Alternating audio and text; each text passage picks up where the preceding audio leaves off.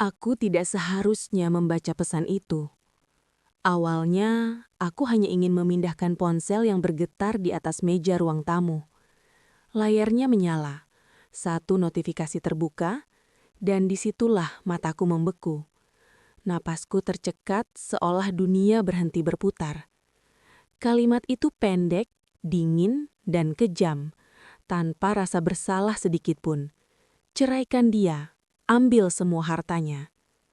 Pesan itu bukan dari orang asing, bukan dari musuh.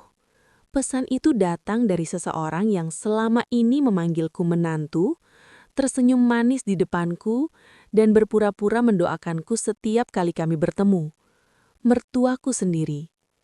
Tanganku gemetar, jantungku berdetak begitu keras hingga rasanya bisa terdengar oleh semua orang di ruangan itu. Yang lebih menghancurkan bukan hanya isi pesan itu, tapi fakta bahwa pesan itu dikirim kepada suamiku, pria yang kupercaya sepenuh hati. Aku berharap itu salah paham. Aku berharap itu hanya kalimat bercanda. Namun saat kulihat balasannya, lututku melemas. Satu kata yang menghancurkan segalanya. Iya. Di saat itulah aku sadar, rumah tangga yang kupikir aman ternyata sedang dikepung rencana licik. Aku bisa saja menangis. Aku bisa saja mengamuk. Tapi tidak. Aku memilih diam. Karena 20 menit setelah pesan itu terbaca, aku melakukan sesuatu yang membuat mereka tidak hanya menyesal, tapi berlutut, sujud, dan memohon ampun atas keserakahan mereka sendiri. Halo semuanya, terima kasih sudah meluangkan waktu untuk mendengarkan kisah ini. Di channel ini, kami menghadirkan kisah-kisah nyata dan reflektif tentang keluarga, pengkhianatan, dan pelajaran hidup yang seringkali tersembunyi di balik senyum dan kata-kata manis. Sebelum kita masuk lebih dalam, yuk kita ramaikan dulu kolom komentarnya, serta jangan lupa untuk klik tombol like, subscribe, dan aktifkan loncengnya agar sahabat Fafa tidak ketinggalan cerita-cerita seru lainnya. Dukungan dari sahabat sangat membantu channel ini untuk terus berkembang dan menyajikan cerita-cerita menarik lainnya.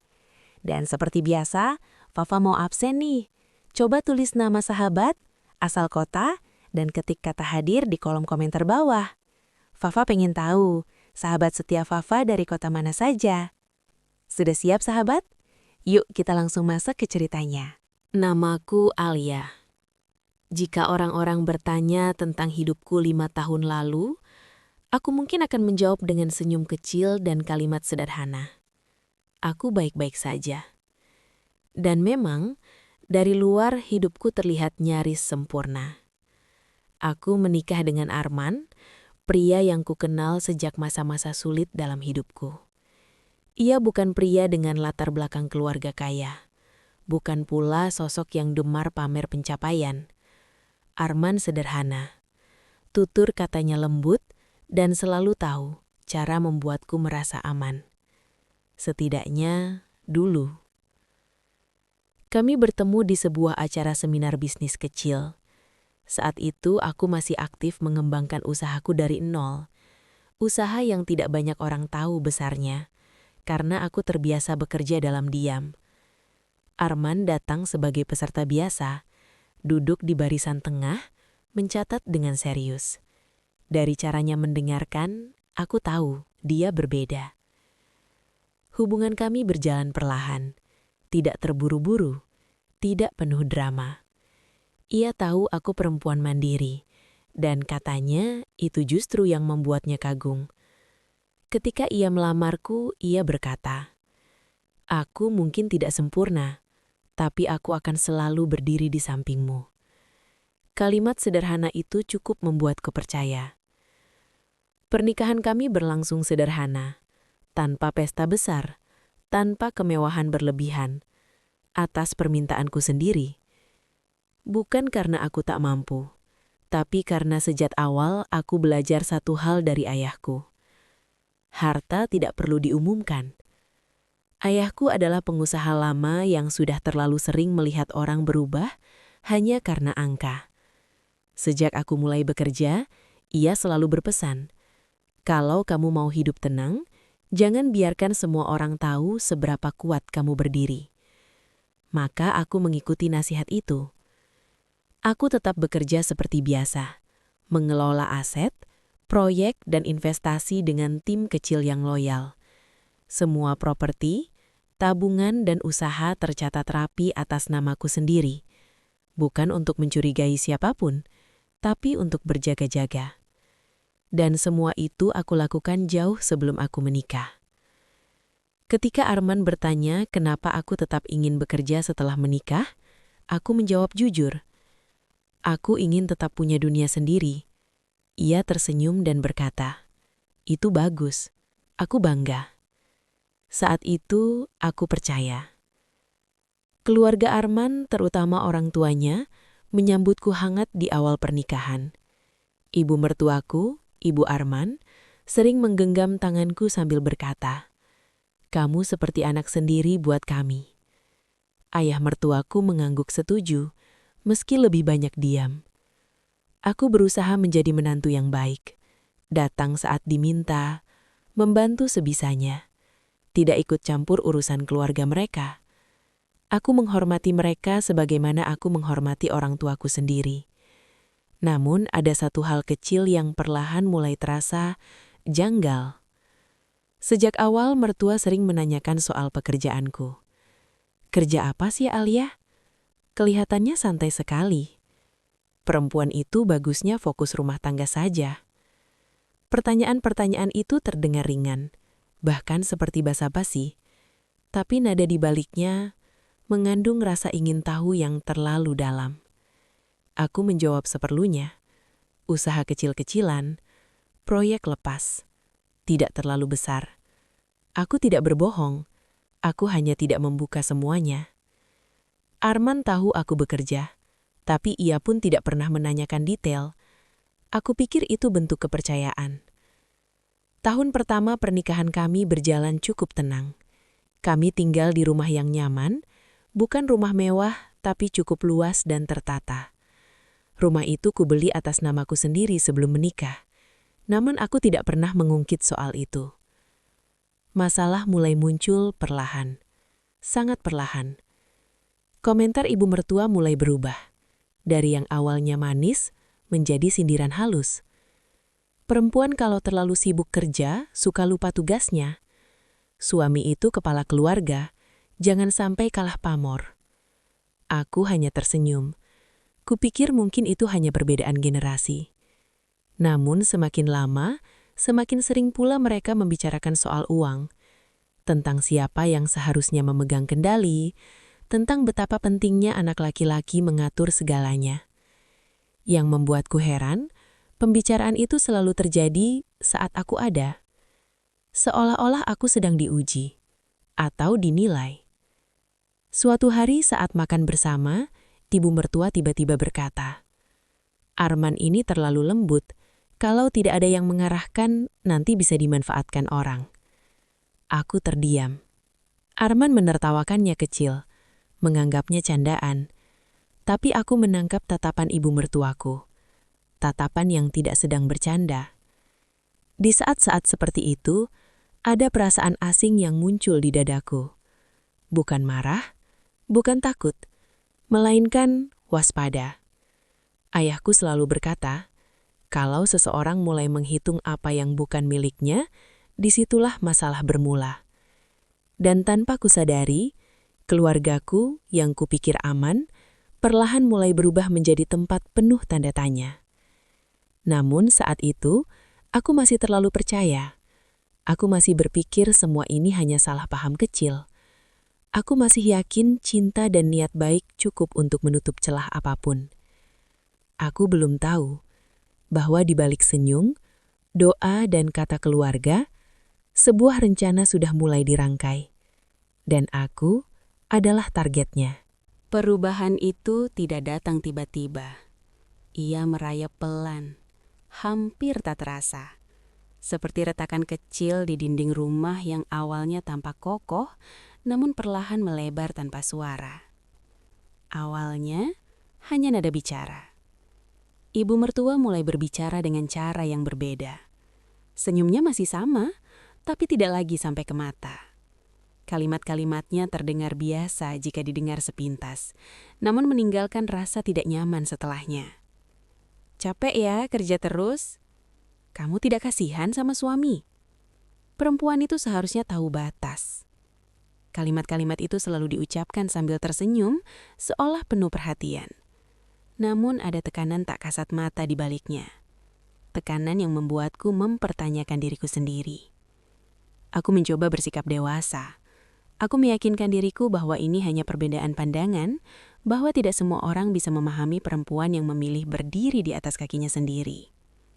Namun yang membuatku mulai resah adalah cara mereka mulai melibatkan Arman. Setiap kali kami berkunjung ke rumah mertua, aku sering melihat Arman diajak bicara terpisah. Awalnya aku tidak curiga, kupikir itu hanya obrolan ayah dan ibu dengan anaknya. Tapi lama-kelamaan durasinya semakin panjang, dan ekspresi Arman setelahnya berbeda. Ia menjadi lebih pendiam, lebih sering melamun, dan entah kenapa mulai menghindari topik soal keuangan. Suatu malam, saat kami makan malam berdua, Aki mencoba membuka pembicaraan. "Kamu kelihatan capek akhir-akhir ini," kataku pelan. Arman tersenyum tipis. "Biasa, kerjaan." Aku tidak memaksa. Aku tidak pernah ingin menjadi istri yang menginterogasi. Namun naluriku, naluri yang selama bertahun-tahun menuntunku dalam bisnis, mulai berbisik pelan. Ada sesuatu yang sedang dibicarakan tanpa sepengetahuanku. Perubahan sikap mertua semakin terasa saat mereka sering berkunjung tanpa memberi kabar. Datang sore hari, pulang larut malam, dan selalu dengan satu topik yang sama. Masa depan Arman. Arman itu anak laki-laki satu-satunya. Dia harus kuat. Jangan sampai dikendalikan istri. Kata dikendalikan itu menusukku. Seolah-olah kehadiranku bukan sebagai pasangan, melainkan ancaman. Aku memilih diam. Bukan karena aku takut, tapi karena aku ingin melihat sejauh apa mereka melangkah. Dan mereka melangkah lebih jauh dari yang kuduga. Suatu sore, ibu mertua datang sendirian. Ia duduk di ruang tamu dengan sikap yang terlalu santai untuk ukuran tamu. Matanya menyapu ruangan, sofa, lukisan, rak buku, seolah sedang menghitung sesuatu. "Rumah ini enak ya?" katanya sambil tersenyum. Aku mengangguk. "Syukurlah kalau nyaman." Ia menghela nafas. Arman beruntung dapat istri yang mapan. Itu pertama kalinya ia mengucapkan kata mapan secara terang-terangan. Aku tersenyum tipis. Kami beruntung satu sama lain. Namun ia tidak menjawab. Ia hanya mengangguk pelan, lalu berkata dengan nada seolah bercanda. "Cuma jangan sampai suami kalah langkah, nanti orang-orang ngomong." Aku menatapnya. "Ngomong apa, Bu?" Ia tertawa kecil. "Ah, kamu tahu sendiri, dunia ini kejam." Kalimat itu terdengar seperti peringatan, atau ancaman terselubung. Sejak hari itu, ibu mertua mulai sering menyinggung soal kepemilikan. Siapa yang membeli apa? Atas nama siapa rumah ini? Kenapa rekening tidak digabung? Pertanyaannya terlalu spesifik untuk disebut basa-basi. Aku menjawab singkat. Sudah diatur, sudah ada kesepakatan. Tidak ada masalah. Namun jawaban itu tampaknya tidak cukup. Aku mulai mendengar cerita dari kerabat jauh, tentang ibu mertua yang mengeluh bahwa anaknya terlalu baik, tentang istri yang terlalu pintar mengatur. Cerita itu selalu sampai ke telingaku dalam bentuk potongan-potongan kecil. Dan setiap potongan itu membentuk gambaran yang semakin jelas. Mereka tidak menyukaiku karena siapa diriku, mereka resah karena apa yang kumiliki. Yang membuatku semakin terluka adalah sikap Arman yang mulai berubah halus. Ia tidak lagi membelaku secara spontan. Jika ibunya menyindir, ia hanya diam. Jika bapaknya berbicara soal kepala keluarga, ia mengangguk setuju. Aku tidak menuntut Arman berpihak. Aku hanya berharap ia berdiri bersamaku. Namun suatu malam, ia berkata sesuatu yang membuat dadaku terasa kosong. "Kamu tidak keberatan kan kalau suatu saat aku yang lebih mengatur keuangan?" Nada suaranya hati-hati, seolah takut menyinggung. Aku menatapnya lama. "Kenapa kamu bertanya begitu?" Ia menghindari tatapanku. "Tidak apa-apa, cuma masukan dari orang tua." Disitulah aku sadar, masukan itu bukan nasihat. Itu pengaruh. Aku mulai bersiap. Diam-diam. Aku tidak mengubah sikap. Aku tetap menjadi istri yang sama, namun aku mulai mengamati lebih teliti. Setiap tatapan, setiap kalimat, setiap jeda. Dan aku menyadari satu hal yang pahit, mertua tidak lagi melihatku sebagai keluarga. Mereka melihatku sebagai sumber daya.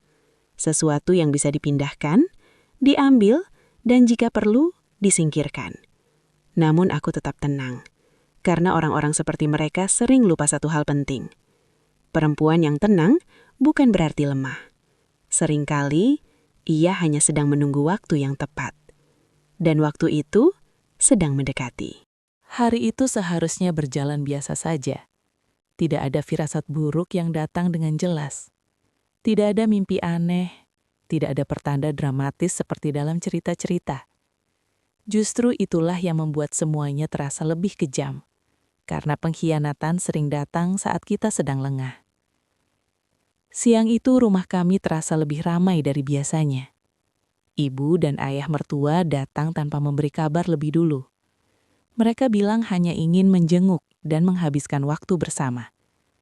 Aku menyambut mereka seperti biasa, tersenyum, menyuguhkan minuman, dan menanyakan kabar dengan nada yang tetap sopan. Namun sejak mereka melangkah masuk, ada sesuatu yang terasa berbeda. Ibu mertua tampak lebih gelisah. Ia duduk, berdiri, lalu duduk lagi. Tangannya tidak pernah benar-benar diam. Ayah mertua lebih banyak terdiam, menatap lantai, sesekali menghela nafas panjang.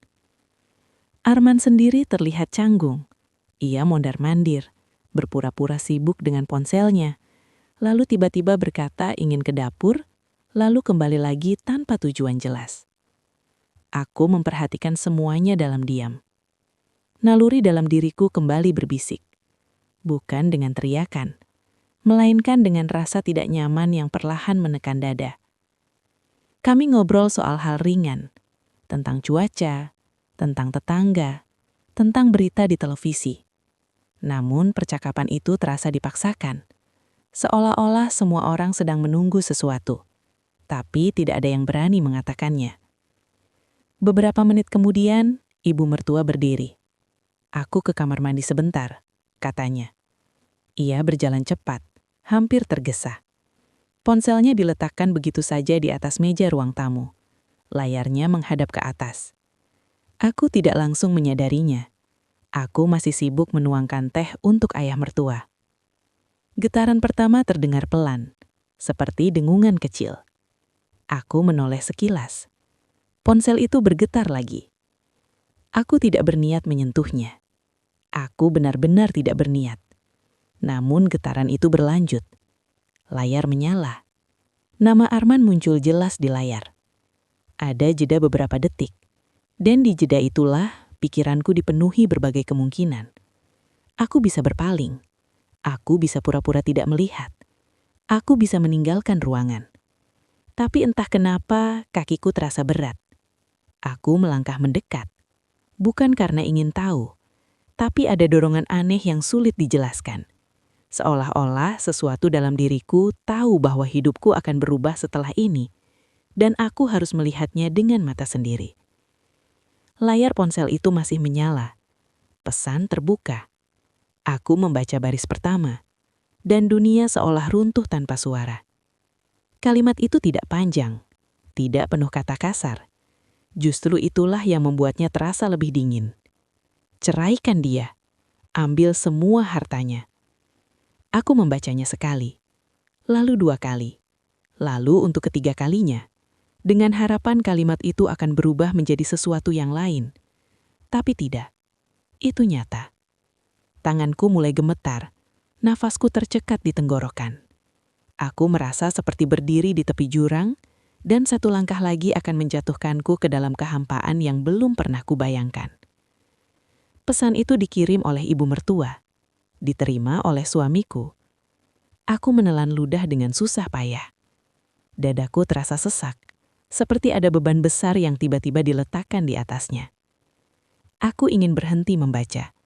Aku ingin menutup layar itu dan berpura-pura tidak pernah melihat apapun. Namun jariku bergerak sendiri. Aku menggulir layar. Dan disitulah aku melihat balasan Arman. Satu kata, pendek, tanpa penjelasan. Iya, tidak ada pembelaan, tidak ada keraguan, tidak ada tanda tanya. Hanya satu kata yang menghancurkan seluruh fondasi pernikahanku. Aku berdiri terpaku. Waktu terasa melambat. Suara di sekelilingku menghilang. Seolah-olah dunia memutuskan untuk memberiku ruang sejenak untuk merasakan sakit sepenuhnya. Aku tidak menangis. Air mataku seperti membeku di balik mata. Yang kurasakan justru sesuatu yang jauh lebih mengerikan. Kejelasan. Semua potongan kecil yang selama ini terasa janggal kini menyatu dengan rapi. Sindiran-sindiran itu, obrolan tertutup, perubahan sikap Arman, pertanyaan tentang harta, semua mengarah ke satu titik. Dan titik itu kini ada tepat di hadapanku, terpampang di layar ponsel. Langkah kaki terdengar dari arah lorong. Ibu mertua hampir keluar dari kamar mandi. Aku harus bergerak. Dengan gerakan pelan, aku mengembalikan ponsel itu ke posisi semula. Layarnya mati. Aku kembali ke tempat dudukku, menarik nafas panjang, dan berusaha menenangkan wajahku. Jantungku berdetak keras, tapi wajahku harus tepat tenang. Ibu mertua keluar dengan senyum tipis. Ia duduk kembali, seolah-olah tidak ada hal yang terjadi. Aku menatapnya. Untuk pertama kalinya, aku melihatnya bukan sebagai orang tua suamiku, melainkan sebagai seseorang yang baru saja menyatakan perang secara diam-diam. Ayah mertua meminum tehnya. Arman menatap ponselnya, mungkin menunggu balasan yang sudah ia kirim. Tak satu pun dari mereka tahu bahwa aku telah membaca semuanya. Dan disitulah sesuatu dalam diriku berubah. Bukan menjadi marah, bukan menjadi histeris, melainkan dingin. Aku tersenyum, senyum yang bahkan mengejutkan sendiri. Dalam hatiku aku berkata pelan, kalau ini permainan kalian, maka aku akan memainkannya sampai akhir. Aku tidak akan bereaksi sekarang, tidak di sini, tidak dengan emosi, karena aku tahu satu hal pasti. Orang yang merencanakan pengkhianatan sering lupa satu hal penting. Mereka meremehkan orang yang mereka anggap paling lemah, dan mereka baru saja membuat kesalahan terbesar dalam hidup mereka. Bab ini berakhir bukan dengan tangisan, melainkan dengan keputusan. Dan 20 menit setelah ini, mereka akan mengetahui konsekuensi dari pesan yang mereka tulis sendiri. Setelah pesan itu kubaca, dunia tidak langsung runtuh seperti yang sering terjadi dalam cerita-cerita dramatis. Tidak ada teriakan, tidak ada tangisan histeris, tidak ada piring pecah atau kata-kata kasar yang terlempar. Yang ada hanyalah keheningan. Keheningan yang begitu pekat hingga aku bisa mendengar detak jantungku sendiri. Keheningan yang membuat setiap tarikan nafas terasa berat. Dan di dalam keheningan itulah, aku akhirnya benar-benar memahami satu hal pahit. Pengkhianatan tidak selalu terasa panas.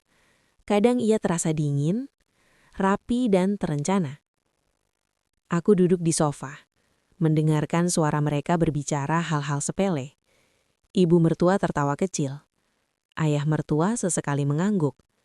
Arman ikut tersenyum, seolah tidak ada apapun yang baru saja ia setujui lewat pesan singkat. Aku memandang wajah suamiku lama, wajah yang dulu kuanggap tempat pulang, wajah yang kini terasa asing. Dalam hati muncul pertanyaan yang tak ingin kujawab. Sejak kapan? Sejak kapan rencana ini dibicarakan? Sejak kapan aku bukan lagi istri, melainkan target? Aku mengalihkan pandangan ke jendela. Sinar sore masuk perlahan, hangat, bertolak belakang dengan dinginnya perasaanku. Ironis, dunia di luar sana tampak baik-baik saja. Sementara di dalam diriku, sesuatu telah patah tanpa suara.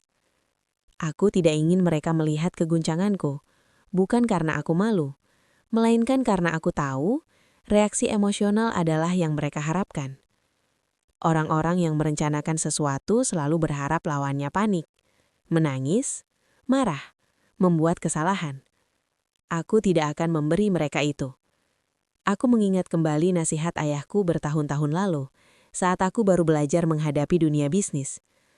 Kalau kamu diserang secara diam-diam, jangan balas dengan teriakan. Balas dengan data. Dan untuk pertama kalinya, aku melihat situasi ini bukan sebagai tragedi rumah tangga, melainkan sebagai permainan kekuasaan. Aku berdiri, mengambil piring kotor, dan berjalan ke dapur. Gerakanku tenang. Wajahku netral. Di balik pintu dapur, aku bersandar sejenak. Tanganku gemetar, ya. Dadaku sesak, benar. Namun pikiranku justru menjadi sangat jernih. Aku tidak bodoh. Aku tahu apa arti pesan itu. Menceraikanku berarti memutus ikatan emosional. Mengambil seluruh harta berarti menghapus seluruh kontribusiku. Dan kalimat itu ditulis oleh mertua, disetujui oleh suamiku. Menunjukkan bahwa aku tidak pernah dianggap setara. Aku hanyalah alat. Kesadaran itu menyakitkan. Tapi justru disitulah kekuatanku muncul. Aku mencuci piring perlahan. Mendengarkan suara air mengalir, membiarkan pikiranku bekerja. Aku tidak boleh gegabah. Aku harus memastikan satu hal dulu, seberapa jauh mereka melangkah. Aku kembali ke ruang tamu. Mereka masih di sana, masih dengan ekspresi yang sama. Aku duduk kembali, menyilangkan kaki dan berkata dengan nada santai.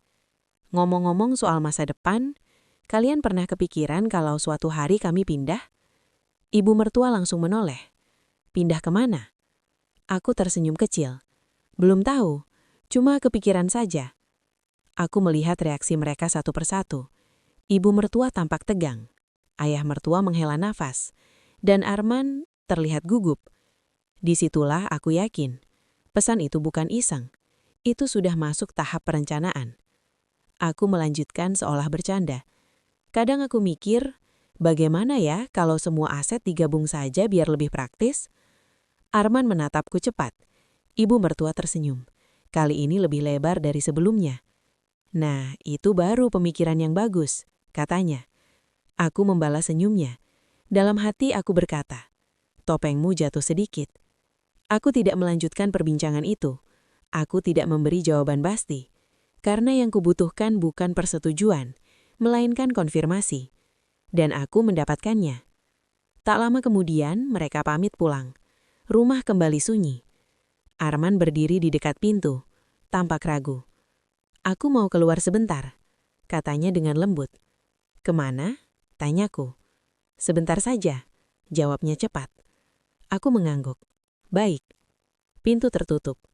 Dan disitulah, akhirnya aku sendirian. Aku tidak langsung menangis. Aku duduk lama di ruang tamu menatap tempat ponsel itu tadi tergeletak. Tempat di mana hidupku berubah arah. Air mata akhirnya jatuh. 1, 2, pelan. Bukan karena kehilangan harta. Bukan karena takut ditinggalkan. Melainkan karena menyadari bahwa orang yang kupercaya memilih diam di pihak yang ingin menghancurkanku. Namun tangisan itu tidak berlangsung lama. Aku menyekanya, menarik nafas panjang, dan berdiri. Aku masuk ke kamar kerja kecilku, ruangan yang jarang disentuh siapapun kecuali aku.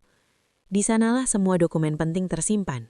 Perjanjian, akta, rekening, aset. Aku membuka laptop. Tanganku kini tidak lagi gemetar. Aku menelpon satu persatu orang yang selama ini menjadi lingkar kepercayaanku. Pengacara, akuntan, dan terakhir ayahku. Aku tidak menceritakan semuanya secara emosional. Aku menyampaikan fakta. Ada indikasi rencana pengambil alihan aset melalui perceraian.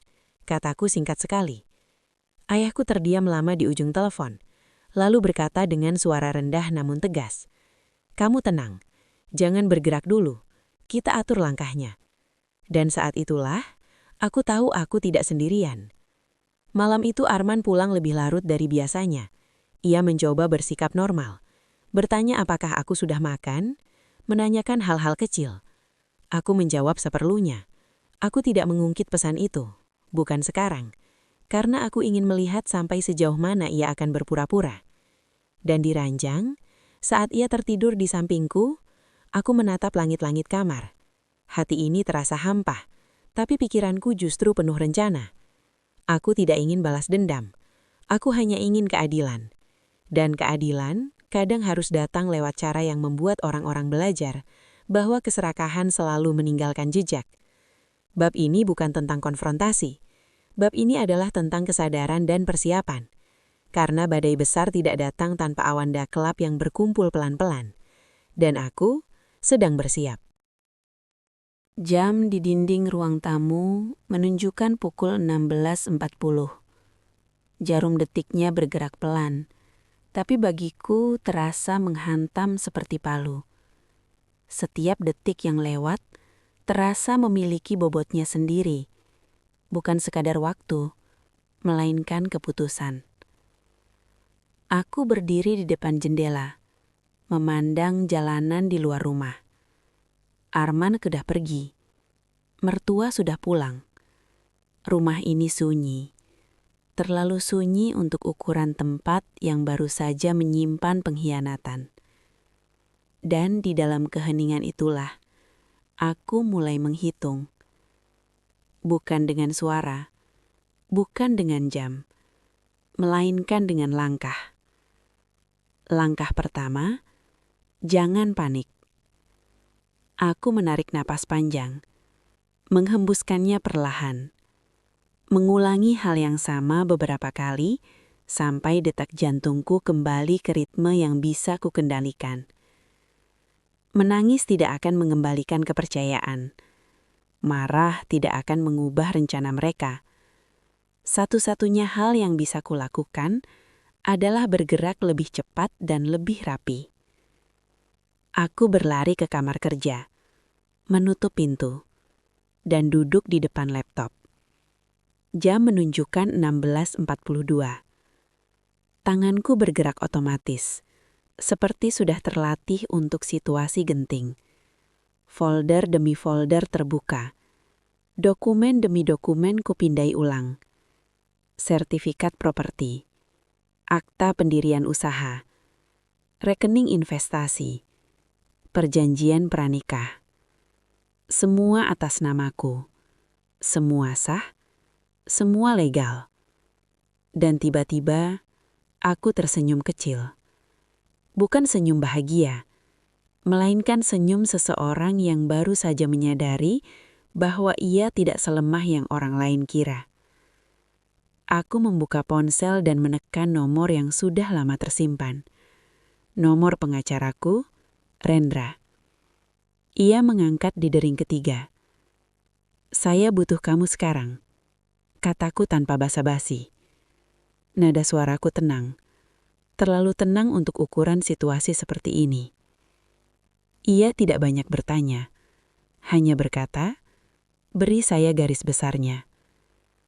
Aku menjelaskan singkat. Pesan, rencana perceraian, indikasi pengambil alihan aset.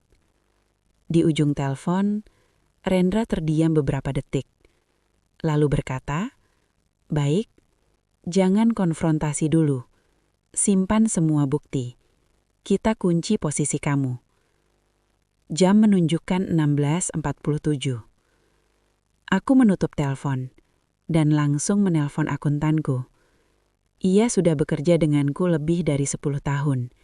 Ia tahu aku bukan orang yang bereaksi berlebihan.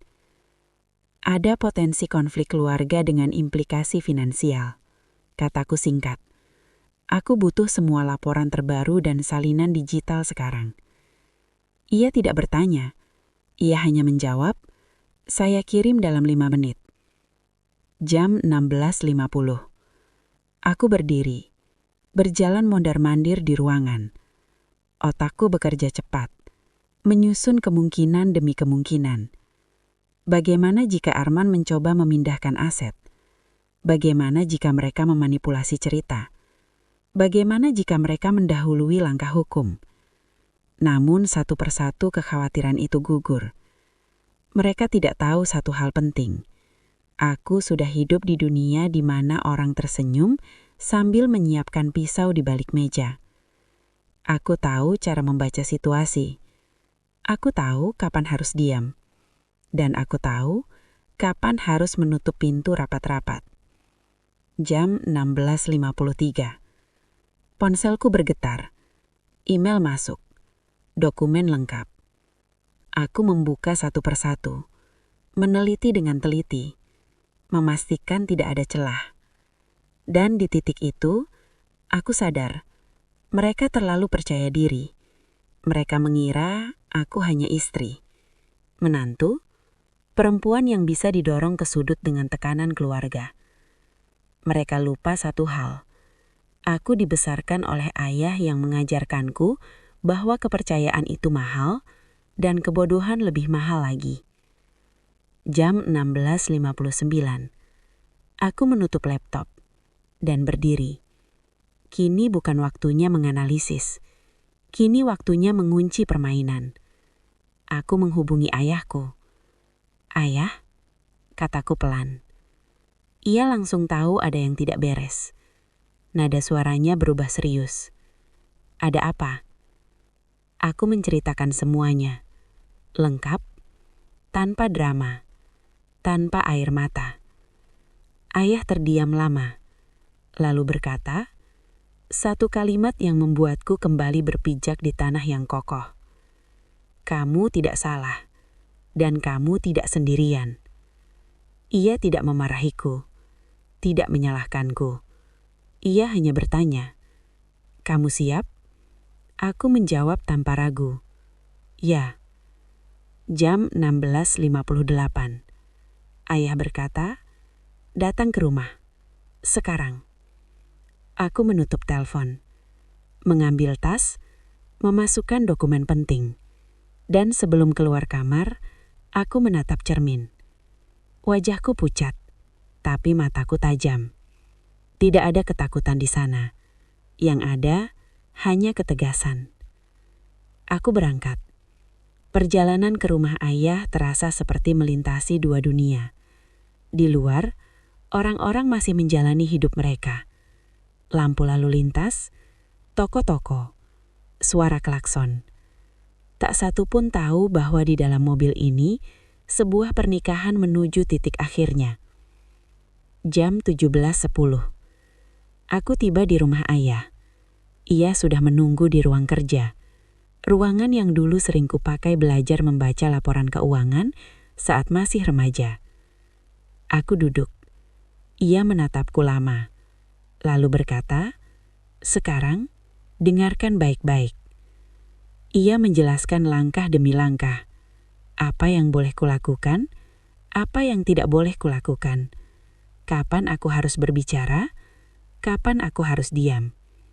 Setiap kata masuk akal. Setiap strategi rapi. Dan disitulah aku sadar, 20 menit setelah pesan itu terbaca, aku bukan lagi korban. Aku telah menjadi pihak yang siap menentukan akhir cerita. Jam 17.25. Ponselku bergetar lagi. Pesan dari Arman.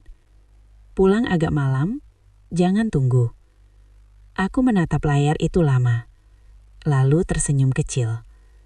Untuk pertama kalinya sejak siang tadi, aku merasa benar-benar tenang. Karena kini aku tahu satu hal pasti. Apapun rencana mereka, aku sudah selangkah lebih maju. Bab ini bukan tentang air mata. Bab ini tentang kendali. Tentang bagaimana 20 menit yang seharusnya menghancurkanku, justru menjadi 20 menit yang menyelamatkanku. Dan badai yang akan datang setelah ini, akan datang dengan syarat-syaratku sendiri. Hari itu, langit tampak biasa saja. Tidak mendung, tidak hujan, tidak ada petir yang menggelegar. Namun, aku tahu, badai terbesar dalam hidupku tidak selalu datang dari langit. Kadang, ia datang dari ruang tamu rumah sendiri. Aku pulang ke rumah menjelang sore, dengan langkah yang terasa jauh lebih mantap dibanding saat aku meninggalkannya. Tas di tanganku ringan, tapi isi pikiranku penuh dengan keputusan yang tak bisa ditarik kembali. Rumah itu masih sama. Sofa yang sama, meja yang sama. Tempat ponsel itu dulu tergeletak, masih kosong. Aku berdiri sejenak di ambang pintu, menarik napas panjang. Bukan untuk menenangkan diri, melainkan untuk memastikan satu hal. Aku tidak lagi ragu. Tak lama kemudian, suara mobil terdengar. Arman pulang. Ia masuk dengan wajah lelah, melepaskan sepatu, lalu menatapku sekilas. "Sore," katanya datar. "Sore," jawabku tenang. Ada jeda. Keheningan menggantung di antara kami seperti benang yang ditarik terlalu kencang. Ia berjalan ke dapur, mengambil minum lalu berkata seolah-olah sedang membicarakan hal biasa. "Orang tua mungkin mau datang nanti malam." Aku mengangguk. "Baik." Ia menoleh cepat, seolah tidak menyangka aku akan menjawab sesantai itu. "Kamu tidak keberatan?" tanyanya ragu. Aku menatapnya lurus. "Kenapa harus keberatan?" Ia terdiam. Disitulah aku tahu, ia tidak siap. Bukan siap menghadapi amarahku, melainkan siap menghadapi ketenanganku. Malam datang perlahan. Lampu ruang tamu menyala. Jam dinding berdetak jelas. Tak lama kemudian, pintu kembali terbuka. Ibu mertua dan ayah mertua datang. Seperti biasa, ibu mertua tersenyum lebar. Senyum itu dulu selalu kubalas dengan tulus. Kini, senyum itu terlihat seperti topeng yang terlalu sering dipakai. "Kami tidak mengganggu, kan?" katanya. "Tidak," jawabku pelan. "Silahkan duduk." Kami duduk berhadapan. Formasi yang terasa aneh, seolah sedang rapat, bukan keluarga. Beberapa menit pertama diisi basa-basi. Cuaca, makanan, hal-hal remeh yang sama sekali tidak penting. Aku membiarkan mereka berbicara. Aku memperhatikan. Cara ibu mertua sesekali melirik Arman. Cara ayah mertua menghindari tatapanku. Cara Arman mengusap telapak tangannya berulang kali. Mereka gugup. Dan akhirnya aku yang membuka percakapan. "Bu," kataku lembut namun jelas. "Boleh saya tanya sesuatu?" Ibu mertua tersenyum. "Tentu." Aku menatapnya lurus. "Menurut ibu, dalam pernikahan, apa yang paling penting?" Ia tampak sedikit terkejut, lalu tertawa kecil. "Ya, kesetiaan, kejujuran, kerjasama." Aku mengangguk pelan. "Bagus." Aku menoleh ke Arman. "Kalau menurut kamu?" Arman menelan ludah. "Sama." Aku tersenyum tipis. "Kalau begitu, sambil saya berdiri, izinkan saya menambahkan satu hal. Niat baik." Ruangan mendadak terasa lebih sempit. Aku berjalan ke arah meja mengambil remote, lalu menyalakan layar televisi yang tersambung ke laptopku. Karena tanpa niat baik, keluarga hanyalah kata kosong. Layar menyala, dan disitulah semuanya berubah. Aku menampilkan tangkapan layar pesan itu, pesan yang tidak seharusnya kubaca, pesan yang mengakhiri segalanya. "Ceraikan dia. Ambil semua hartanya." Wajah ibu mertua langsung pucat. Ayah mertua berdiri setengah. Arman membeku. Tidak ada suara. Tidak ada bantahan. Aku memecah keheningan. "Pesan ini," kataku datar, "ditulis oleh ibu dan dibalas oleh suami saya." Ibu mertua gemetar. Itu salah paham," katanya cepat. "Alia, dengar dulu." Aku mengangkat tangan. Belum selesai. Aku menekan tombol berikutnya. Balasan Arman muncul jelas. "Iya." Arman berdiri. "Aku bisa jelaskan." "Kapan? Sebelum atau sesudah disetujui?" Ia terdiam. Aku menatap mereka satu persatu. Tidak dengan amarah, tidak dengan tangisan, dengan kejelasan. "Kalian datang ke rumah ini, makan dari meja ini, tersenyum di hadapan saya, sambil merencanakan bagaimana caranya mengambil semua yang kubangun." Ibu mertua mulai menangis. "Kami hanya ingin yang terbaik untuk Arman." Aku mengangguk pelan. Dengan menghancurkan istrinya, ayah mertua akhirnya berbicara. "Kamu terlalu sensitif." Aku tertawa kecil. Tertawa yang bahkan membuatku sendiri terkejut. "Pak," kataku, "sensitif itu ketika saya tersinggung oleh kata-kata. Ini bukan sensitif. Ini bukti. Aku menekan tombol lagi. Muncul dokumen-dokumen. Perjanjian pranikah, akta properti, rekening atas namaku. Apapun rencana kalian, secara hukum tidak ada 1 rupiah pun yang bisa kalian ambil. Ibu mertua terduduk lemas. Arman menatap layar seperti orang kehilangan arah. Kenapa? Suaranya pecah. Kenapa kamu tidak pernah bilang semuanya? Aku menatapnya lama. Karena kepercayaan tidak butuh pengumuman. Ruangan kembali sunyi. Dan di keheningan itulah ego mereka runtuh. Ibu mertua bangkit. Lalu, tanpa peringatan, berlutut. Maafkan kami. Kami hilaf. Kami salah. Ayah mertua menyusul. Arman menunduk. Air mata jatuh. Mereka sujud. Dulu pemandangan itu mungkin akan membuatku luluh. Sekarang hanya terasa terlambat. Aku berdiri di hadapan mereka. Tenang, tegak. Maaf, kataku pelan. Bukan tombol reset. Aku mengambil tas. Dan kepercayaan bukan sesuatu yang bisa diminta kembali setelah dihancurkan. Aku melangkah pergi. Di belakangku tangisan terdengar. Permohonan, penyesalan.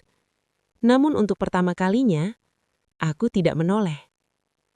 Bab ini bukan tentang kemenangan. Bab ini tentang akhir dari ilusi. Dan dari puing-puing itulah, aku mulai membangun hidupku kembali.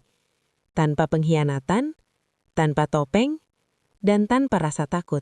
Malam itu, setelah konfrontasi yang mengejutkan, rumah terasa seperti medan perang yang sunyi. Tidak ada suara televisi, tidak ada langkah kaki yang tergesa. Hanya ada gema kata-kata yang baru saja terucap, dan udara yang masih berat dengan ketegangan. Aku duduk di ruang tamu, menatap cahaya lampu yang hangat, tapi seolah berpendar di atas sisa-sisa ilusi yang runtuh. Di depanku, mereka, ibu, ayah mertua, dan Arman, masih berdiri, ragu menunggu sesuatu. Aku menarik napas panjang. Ini bukan soal balas dendam, bukan pula soal membuat mereka merasakan sakit yang sama persis. Ini tentang keadilan, integritas, dan batas yang harus ditegakkan. Ibu mertua yang sebelumnya tegang dan putus asa, mulai menunduk lebih dalam. Matanya berkaca-kaca, bibirnya bergetar. Ia menatapku. Lalu, perlahan, tanpa kata, ia berlutut di depan sofa. Badan kecilnya bergemetar, namun tekadnya jelas. Ia meminta ampun. Aku menatapnya lama, menahan gelombang emosi yang mencoba naik dari dada. Alia, suaranya pecah, lirih, penuh ketakutan. Maafkan kami salah, kami tidak seharusnya. Aku mengangkat tangan, menghentikannya. Tidak ada kata-kata yang keluar dari mulutku. Hanya tatapan, tenan, tegas dan tajam. Tatapan yang menyampaikan satu hal. Aku mendengar semuanya, dan ini terlambat, tapi aku mengakuinya. Ayah mertua menyusul, menunduk, suaranya rendah. Kami hilaf, kami terlalu memaksa, terlalu ingin mengatur. Maafkan anakmu, maafkan menantu kami. Suara mereka bergema di ruang tamu yang hening. Arman duduk di sofa, menunduk, menutupi wajahnya dengan tangan. Air mata jatuh tanpa henti. Ia adalah anak yang baik, tapi terjebak di antara ibunya dan istri yang kini menjadi saksi kebenaran. Aku tetap diam. Tidak satu kata pun keluar dari mulutku. Karena aku tahu, kata-kata mereka kini tidak sekadar pengakuan. Mereka adalah bukti. Setelah beberapa menit yang terasa seperti jam, ibu mertua bangkit, masih berlutut. Ia menatapku, menunduk, dan berkata lirih. Kami benar-benar menyesal. Kami terlalu serakah, terlalu egois. kami tidak tahu bagaimana memperbaikinya. Aku menghela napas. Hatiku masih tegang. Namun aku tahu satu hal. Penyesalan yang datang terlambat tetap bisa menjadi pelajaran. Aku menatap Arman. Ia menangis, suara parau, bibir bergetar. Aku ikut bersalah. Aku seharusnya menolak pesan itu. Aku seharusnya membelamu. Tapi aku takut. Aku memotongnya. Cukup, tidak ada yang bisa diubah dengan air mata sekarang. Yang ada hanyalah bagaimana kita melangkah ke depan. Ibu mertua menatapku dengan panik. Lalu, apa yang harus kami lakukan? Bagaimana kami bisa menebus semuanya? Aku tersenyum tipis, tapi senyum itu bukan hangat. Senyum itu tajam, menegaskan batas, bukan mengundang belas kasihan. Kalian mulai dengan menghormati keputusan saya, menghargai batas saya, dan jangan pernah mencoba mengulangi lagi. Ibu mertua menangis menunduk, tapi aku bisa merasakan ketulusan dari getar tubuhnya. Ayah mertua mengangguk perlahan, menyadari bahwa mereka tidak bisa lagi memaksakan kehendak. Arman menatapku, mata merah, namun kini ada pemahaman baru. Ia tahu siapa yang memegang kendali dalam hidupnya, dan bahwa cinta sejati bukan soal mematuhi orang tua secara buta, tapi membela orang yang dicintai. Aku berdiri perlahan, menatap mereka satu persatu. Dan untuk pertama kalinya, rumah itu terasa tenang. Bukan karena pengkhianatan hilang, tetapi karena kebenaran akhirnya terlihat jelas. Aku melangkah ke pintu. Aku butuh waktu sendiri, kataku. Dan tanpa menunggu jawaban, aku keluar. Di luar rumah udara malam terasa segar. Bintang-bintang tampak lebih terang dari sebelumnya, dan angin seolah membawa pesan baru.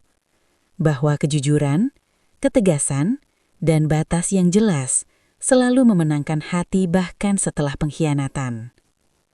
Di kejauhan, aku mendengar suara mereka. Masih menangis, masih memohon. Namun aku tidak menoleh lagi. Sujud mereka adalah pengakuan, penyesalan, dan pembelajaran. Untuk mereka. Untukku, itu adalah momen bebas dari bayangan pengkhianatan. Aku melangkah lebih jauh, menatap langit dan berkata dalam hati, tidak ada lagi topeng. Tidak ada lagi kebohongan. Sekarang aku bisa hidup dengan tenang, dan mereka akan belajar bahwa kepercayaan tidak bisa dipaksakan dan pengkhianatan tidak pernah terlupakan.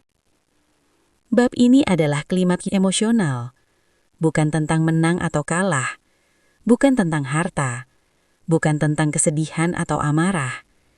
Ini tentang kekuatan yang lahir dari kesadaran, keberanian, dan batas yang ditegakkan. Dan malam itu, aku tidur dengan damai. Untuk pertama kalinya, sejak pesan itu terbaca. Pagi itu, rumah terasa berbeda. Sunyi tapi bukan sunyi yang menakutkan. Sunyi yang damai. Seperti udara yang baru saja melewati badai, membersihkan segala debu dan ketegangan. Aku duduk di ruang tamu, menatap cahaya matahari yang masuk dari jendela besar. Selama beberapa hari terakhir, semua telah berubah. Pesan yang menghancurkan, konfrontasi yang membekas, sujud dan permintaan maaf yang membuat semua topeng jatuh. Kini, semuanya berada di titik yang jelas.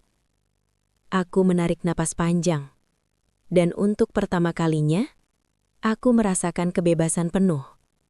Bukan hanya dari ancaman atau pengkhianatan, tapi dari keraguan dan ketakutan yang selama ini menghantui. Arman duduk di seberangku. Wajahnya lelah, tapi lebih tenang daripada sebelumnya. Ia menatapku. Mata merahnya masih sedikit sembab, tapi kini ada rasa hormat. Bahkan kekaguman. Kamu luar biasa, katanya pelan. Kamu menghadapi semuanya dengan tenang. Aku tidak tahu harus berkata apa. Aku tersenyum tipis. Bukan senyum kemenangan, tapi senyum kelegaan dan pemahaman. Kamu tahu, Arman, aku tidak butuh kata-kata. Aku hanya butuh kamu memahami satu hal. Kepercayaan adalah dasar dari semua hubungan. Tanpa itu, cinta pun bisa hancur. Ia menunduk. Aku bisa melihat penyesalan dan kesadaran di wajahnya. Ia menyadari bahwa selama ini, keputusan yang ia buat, menurut perintah orang tua, hampir merusak ikatan kami. Aku berdiri, melangkah ke arah jendela, melihat langit biru yang cerah, burung-burung yang terbang bebas, dan angin yang menghembus perlahan. Aku menarik napas dalam-dalam, dan untuk pertama kalinya, aku merasakan bebas dari semua beban yang tidak seharusnya kupikul. Suara langkah terdengar di belakangku. Ibu mertua masuk. Wajahnya pucat, tapi ada ketulusan di matanya. Ia menunduk, menatap ke lantai. Alia, katanya lirih, kami benar-benar menyesal.